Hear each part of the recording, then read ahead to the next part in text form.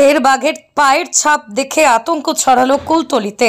এলাকার বাসিন্দারা আজ সকালে মাছ ধরতে নেমে বাঘের পায়ের ছাপ দেখতে পায় কুলতলির দেউলবাড়ি দেবীপুর গ্রাম পঞ্চায়েতের কাজীপাড়া এলাকায়। বাঘের পায়ের ছাপ দেখে এলাকায় আতঙ্ক ছড়িয়ে পড়ে। স্থানীয় বাসিন্দারাই বিষয়টি জানান বন বিভাগকে।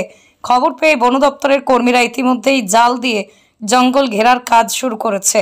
বন দপ্তরের কর্মীরাও কুলতলি থানার পুলিশ ঘটনাস্থলে আসে।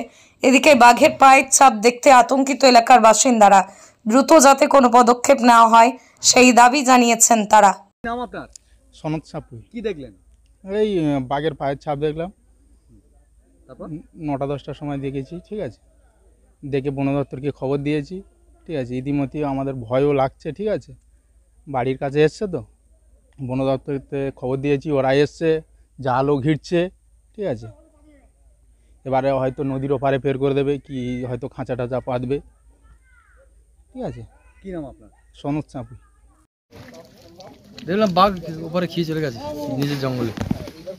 কতক্ষণ আগে গেছে বলে মনে হয়? হ্যাঁ, ওই জুয়ারে গেছে, পার হয়ে চলে গেছে। পরে চলে গেছে। প্রথম আমরা সন্দেহ ভেবেছিলাম, কিন্তু এখন দেখলাম চেক করে পাওয়া যায়নি, মানে পাউডি দেখলাম উপরে খেয়ে চলে গেছে। তাহলে কি নিশ্চিন্ত? হ্যাঁ, নিশ্চিন্ত। কি নাম আপনার? নাম আপনার? মিয়া গোল্লার। কি দেখলেন? বাঘের পা ছাপ দেখেছি। হ্যাঁ, তারপর কি করলেন? তারপর বন দপ্তরের যেয়ে নিয়েছি, বন দপ্তরে এসছে এখানটা জাল ঘিরতেছে। আর ভয় লাগছে না? ভয় তো লাগতেছে। 10টা 8টা 9টা এরম 10টা আমরা বাঘের পা ছাপ দেখেছি, দেখে বন দপ্তরে যেয়ে নিয়েছি। বন দপ্তরের লোকজন এসছে? হ্যাঁ, এস কি করছে?